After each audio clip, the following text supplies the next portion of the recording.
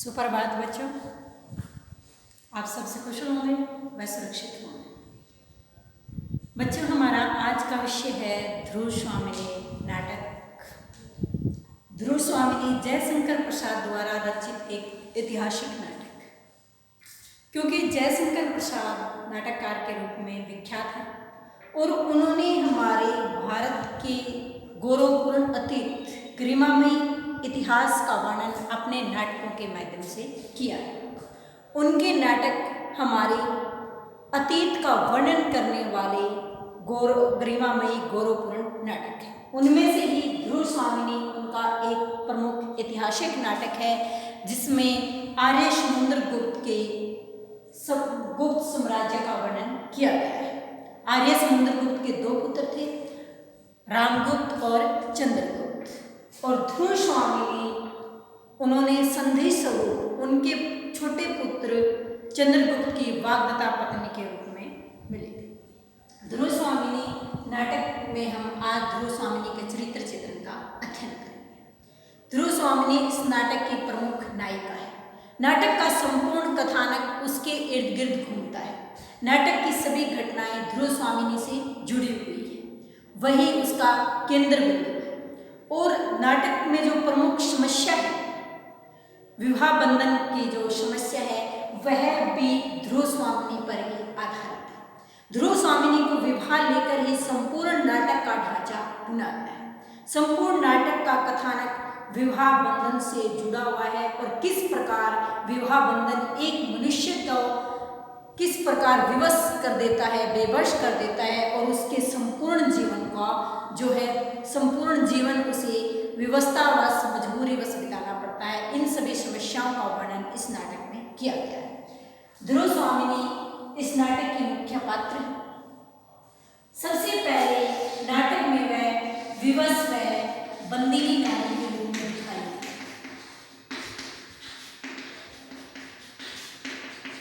जब नाटक का आरंभ होता है तो ध्रुव स्वामिनी के साथ एक खड्ग धारिणी दिखाई गई है, जो उस पर दिन रात निगरानी रखती है। दिन रात ध्रुव स्वामिनी की गतिविधियों पर पहरा दिया जाता है और उसको शंका की दृष्टि से देखा जाता है, क्योंकि उसका विवाह रामगुप्त से हो गया है, लेकिन वह प्रेम किससे करती है? चंद्रगुप्त से। आर्य समुद्रगुप्त के छोटे पुत्र चंद्रगुप्त से वह प्रेम करती है। रामगुप्त संशयी है, उसे हर समय यही भ्रम रहता है कि वह आज भी चंद्रगुप्त से प्रेम करती है, इसलिए उसको हर समय निगरानी में रखा जाता है। वह विवश है और बंदी के रूप में अपना संपूर्ण जीवन बिताती है। विवश व बंदिनी नारी के रूप में चित्रित की गई है। नंबर 2, भाव हृदय वाली स्त्री।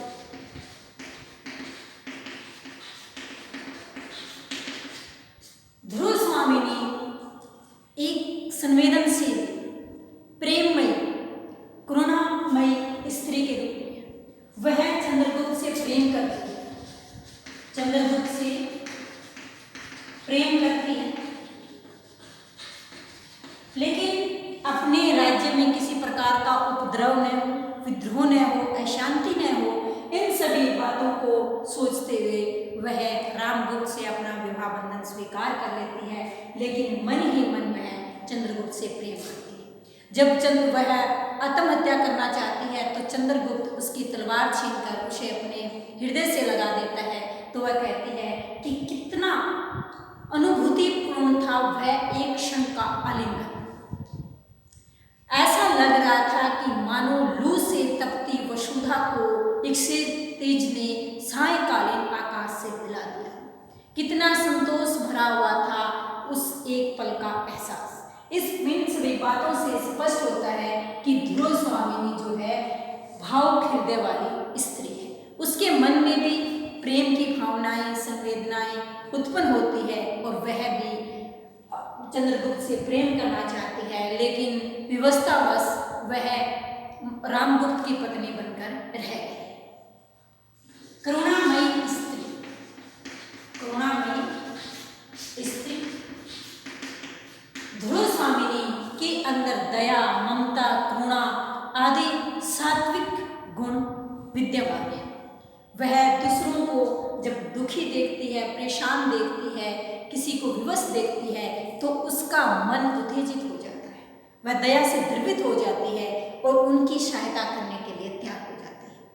जब चंद्रगुप्त से युद्ध में शकराज मारा जाता है तो शकराज की प्रेमिका कोमाल शकराज का शव लेने आती है, तो ध्रुव स्वामिनी कहती है कि तुम्हें प्यार का क्या प्रतिकार, प्यार से क्या फायदा हुआ। ये प्यार जो है मनुष्य को बंधन में जकड़ लेता है और उसका अंत भी दुखदायी होता है, क्योंकि वह भी चंद्रगुप्त से प्रेम करती है लेकिन अपने प्रेम को पा नहीं पाती। इसलिए अपने हृदय की वेदना को, अपने हृदय की पीड़ा को वह कोमा के माध्यम से, कोमा के द्वारा व्यक्त करती है और कहती है कि प्रेम का अंत जो होता है हमेशा पीड़ादायक होता है। लेकिन वह कोमा की स्थिति को देखकर, उसके करुणाजनक शब्दों को सुनकर वह शकराज का शव देने के लिए तैयार हो जाती है। इस प्रकार हम कह सकते हैं कि ध्रुव स्वामिनी चाहे वह उसका शत्रु है, लेकिन उसके प्रति भी उसके मन में करुणा के, दया के, ममता के भाव विद्यमान है।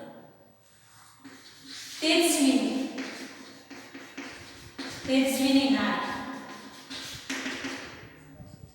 हालांकि ध्रुव स्वामिनी इस नाटक में एक बंदिनी के रूप में दर्शाई गई है, उस पर हर समय दृष्टि रखी जाती है, सबकी निगाहों से उसको देखा जाता है, लेकिन फिर भी वह एक ऐसी स्त्री है जब उस पर अत्याचार किए जाते हैं और अत्याचार जब वह सहन नहीं कर पाती, इतने बढ़ जाते हैं कि उसकी अंतरात्मा उसे धिक्कारने लग जाती है, तब वह एक तेजस्विनी नारी यानी माँ प्रचंड माता का रूप धारण कर लेती है और वह विद्रोह करती है, उपद्रव करती है, और जब उस पर अत्याचार बढ़ते जाते हैं, उसकी भावनाओं को कोई समझने वाला नहीं होता, उस समय वह उनका विरोध करती है।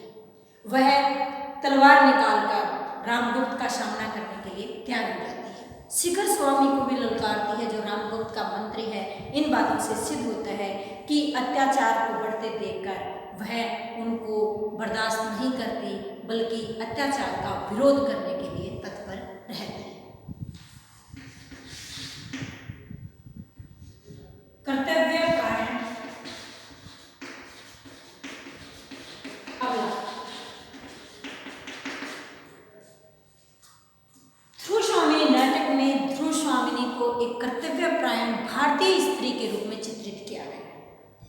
जिस प्रकार भारतीय स्त्री अपने परिवार के लिए, अपने समाज के लिए अपनी भावनाओं को दमन कर लेती है, अपनी भावनाओं को दबा लेती है और शांति के लिए अपनी इच्छाओं को दबा लेती है, उनका दमन कर लेती है, उसी प्रकार ध्रुव स्वामिनी भी कर्तव्य को निभाने के लिए, अपने उत्तरदायित्व को निभाने के लिए अपनी प्रेम भावना को दमन कर लेती है।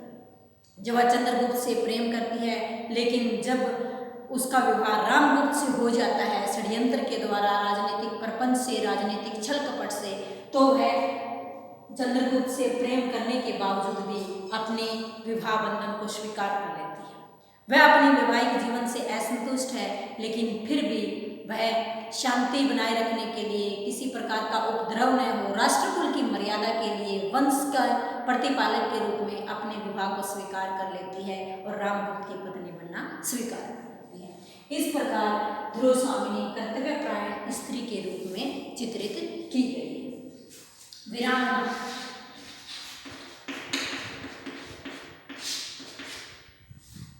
जब कायर रामगुप्त शकराज से संधि करके वह उसे युद्ध नहीं कर पाता, उसे भय है कि वह युद्ध में हार जाएगा, इसलिए वह शकराज की संधि की शर्तों को स्वीकार कर लेता है। संधि की शर्तें क्या है? शकराज ने संधि शर्त में ध्रुव स्वामिनी की मांग की। वह ध्रुव स्वामिनी को उपहार स्वरूप पाना चाहता है और रामगुप्त उसकी संधि की शर्तें स्वीकार करके ध्रुव स्वामिनी को उसको सौंपना चाहता है। तो उस समय वह एक वीरांगना का रूप धारण कर लेती है। वह शकराज को ललकारते हुए, लताड़ते हुए कहती है कि मैं कोई पशु नहीं जिसे उपहार में किसी दूसरे के पास भेजा जाए। यदि तुम मेरी रक्षा नहीं कर सकते तो तुम्हें मुझे दूसरे के पास भेजने का कोई अधिकार नहीं है। मैं स्वयं अपनी रक्षा करूंगी। मेरे अंदर भी रक्त की लालिमा है, मेरा हृदय उष्ण है और मैं अपने स्वाभिमान की रक्षा के लिए, मर्यादा की रक्षा के लिए और अपने अस्तित्व की रक्षा के लिए लड़ूंगी और अंत में यदि मैं पराजित होती हूँ तो मैं आत्महत्या कर लूँगी, लेकिन किसी पर पुरुष के साथ पास नहीं जाऊँगी। इन बातों से सिद्ध होता है कि ध्रुव स्वामिनी वीर स्त्री है। वह विकट परिस्थितियों में भी, विषम परिस्थितियों में भी घबराती नहीं, बल्कि अपने आत्मसम्मान की रक्षा के लिए शत्रु से लड़ने के लिए तैयार हो जाती है। प्रेरणादायिनी नारी। प्रस्तुत नाटक में ध्रुव स्वामिनी को एक प्रेरणादायिनी नारी के रूप में चित्रित किया गया है। जब चंद्रगुप्त अपने वंश की मर्यादा का ध्यान रखते हुए अपने कुल की गौरव की रक्षा के लिए अपनी वाग्दत्ता पत्नी ध्रुव स्वामिनी को छोड़ देता है और अपने राज सिंहासन को भी छोड़ देने के लिए तैयार हो जाता है, लेकिन रामगुप्त इतने पर भी उसके प्रति उसके मन में कोई प्रेम भावना नहीं है। वह फिर भी चंद्रगुप्त के प्रति विरोध की भावना रखता है, द्वेष की भावना रखता है और चंद्रगुप्त पर हर समय शंका करता है। वह हर समय शंकालु रहता है कि चंद्रगुप्त कहीं उसके राज्य को हथिया न ले, इसलिए वह चंद्रगुप्त को बंदी बना लेता है। तब ध्रुव स्वामिनी चंद्रगुप्त को प्रेरित करते हुए कहती है कि हे चंद्रे, जो तुम्हें सजा दी जा रही है वो किस पाप की सजा है? तुम क्यों इतना अत्याचार सहन कर रहे हो? तुम क्यों अपने अधिकारों को छीनते हुए देख रहे हो? तोड़ डालो इन लोह श्रृंखलाओं, इन लोह श्रृंखलाओं को तोड़ डालो और आज वह समय आ गया है कि तुम अपना अधिकार प्राप्त करो। आर्य समुद्रगुप्त ने अपने दोनों पुत्रों में से चंद्रगुप्त को राज्य का उत्तराधिकारी घोषित कर दिया था, लेकिन चंद्रगुप्त रामगुप्त द्वारा शासन हथियाने पर भी उसका विरोध नहीं करता। तब ध्रुव स्वामिनी ही चंद्रगुप्त को प्रेरित करती है। वह उसे प्रेरित करती है कि वह उसे अपने अधिकारों को प्राप्त करें और उसका विरोध करें तथा अपने राष्ट्र की रक्षा के लिए, अपनी प्रजा की रक्षा के लिए ऐसा कदम उठाए जिससे सबका कल्याण हो। इस प्रकार हम कह सकते हैं कि ध्रुव स्वामिनी एक प्रेरणादायिनी नारी के रूप में व्यवहार कुशल स्त्री।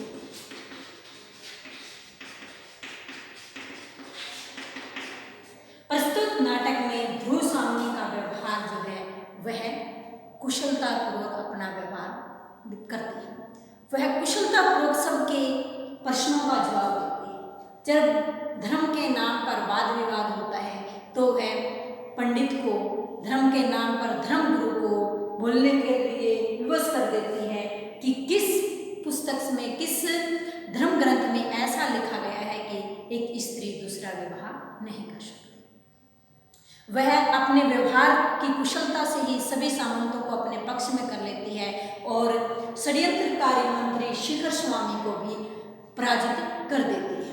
वह अपनी व्यवहार कुशलता से ही चंद्रगुप्त को राज्य प्राप्त करने में उसकी सहायता करती है और शकराज के पास जब वह ध्रुव स्वामिनी का वेश धारण करके जाता है तो व्यवहार कुशलता से ही वह चंद्रगुप्त की विजय निश्चित करती है।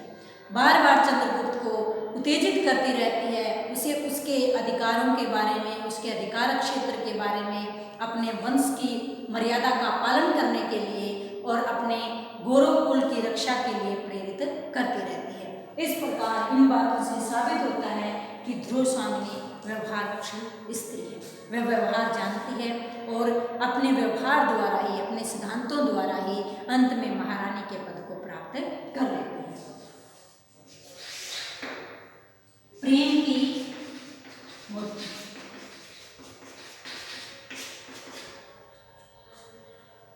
ध्रुव स्वामिनी को बंदिनी के रूप में रखा जाता है, लेकिन मन ही मन वह चंद्रगुप्त से प्रेम करती है। वह खड्गधारिणी मंदाकिनी का विश्वास जीत लेती है और उस खड्गधारिणी मंदाकिनी को कहती है कि जो चंद्रगुप्त है वह कितना कोमल है, उसको देखकर किसी के मन में भी उसके प्रति प्रेम भावनाएं उत्पन्न हो जाए। इन बातों से स्पष्ट होता है कि वह प्रेम को प्राप्त करने वाली स्त्री है। उसके हृदय में भी चंद्रगुप्त के प्रति जो प्रेम भावना है वो हिलोरे ले रही है। चंद्रगुप्त के प्रति जो प्रेम भावना है उसको देखकर वह बार बार चंद्रगुप्त की रक्षा के लिए और चंद्रगुप्त को जब षड्यंत्रकारी शिखर स्वामी तथा रामगुप्त मारना चाहते हैं तो वह उसके प्रति चिंतित होती है और उसे बचाने के लिए उसे प्रेरित करती है तथा अन्य सामंतों को भी आदेश देती है कि चंद्रगुप्त को किस सजा के कारण किस पाप की सजा दी जा रही है। इस प्रकार वह चंद्रगुप्त के प्रति अपने प्रेम भाव को प्रदर्शित करती है। गुणों की परख, अद्भुत गुणों की परख।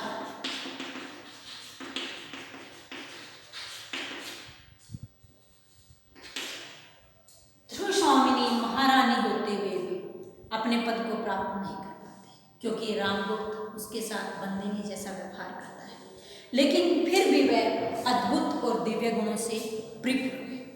वह समझती है कि किस प्रकार रामगुप्त कायर, मध्यप, कलील, विलासी राजा है, और वह कहती है कि मनुष्य के रूप में एक राक्षस कहाँ से आया। वह रामगुप्त को राक्षस मानती है और उसके साथ साथ वह चंद्रगुप्त के वीरता, शौर्य, सौंदर्य आदि गुणों की पुजारी है। वह चंद्रगुप्त से प्रेम करती है और शेखर स्वामी जैसे धूर्त, मकार, धोखेबाज मंत्री को भी लताड़ती है। इस प्रकार हम कह सकते हैं कि ध्रुव स्वामिनी में वह दिव्य गुण है जिनके आधार पर वह अद्भुत गुणों को प्राप्त कर चुकी है। सात्विक प्रेम की, सात्विक क्रोध की पत्नी।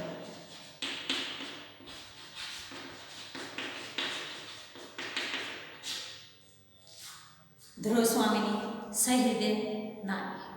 उसके मन में किसी के प्रति कोई द्वेष भावना नहीं है। वह किसी प्रकार का कोई विद्रोह नहीं रखती, लेकिन जब रामगुप्त उसे संधि स्वरूप सगराज के पास भेजने के लिए तैयार हो जाता है तो अपने स्वाभिमान की रक्षा के लिए, अपने अधिकारों की रक्षा के लिए वह एक प्रचंड देवी का रूप धारण कर लेती है। वह अपनी कटार निकालती है, जिससे भयभीत होकर रामगुप्त हत्या करता हुआ वहां से भाग जाता है। जब चंद्रगुप्त उसे बचाने के लिए आता है तो वह कहती है कि हे चंद्रे, मुझे आज एक पशु के समान दूसरे राजा के पास भेजा जा रहा है, इससे अच्छा तो मैं अपना जीवन ही समाप्त कर दूं। वह तलवार निकालकर अपनी गर्दन को काट देना चाहती है और अपने जीवन को समाप्त कर देना चाहती है। इन घटनाओं से हमें पता चलता है कि जब उसके साथ अत्याचार किए जाते हैं, उसकी भावनाओं का सम्मान नहीं किया जाता, कदर नहीं की जाती, तो उस समय एक विद्रोहिणी का रूप धारण कर लेती है। जिस समय अपने अधिकारों का हनन होता है तो एक मनुष्य को उनका विरोध करना चाहिए। इस प्रकार की भावनाएं ध्रुव स्वामिनी के अंदर दिखाई देती है। ईमानदार व कुशल शासक।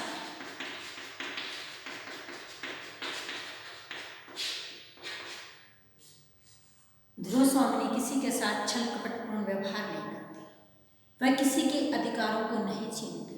वह मनुष्य और प्रेम की पुजारी है। वह मानवता की पुजारी है। वह मानवता के द्वारा, कल्याणमयी भावना के द्वारा, करुणामयी विचारों के द्वारा दूसरे लोगों को भी उनके अधिकारों को प्राप्त करने के लिए प्रेरित करती रहती है।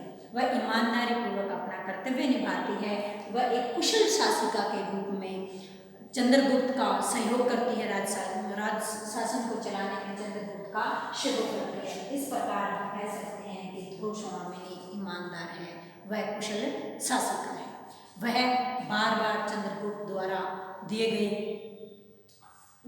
जो नियम है, राज्य नियम है, उनमें उनकी मदद करती है और इस प्रकार उनका विरोध करती है। हम ध्रुव स्वामिनी नाटक के प्रमुख स्वाभिमानी आदि गुणों के बारे में, स्वाभिमानी आदि गुणों के बारे में विचार विमर्श करते हैं।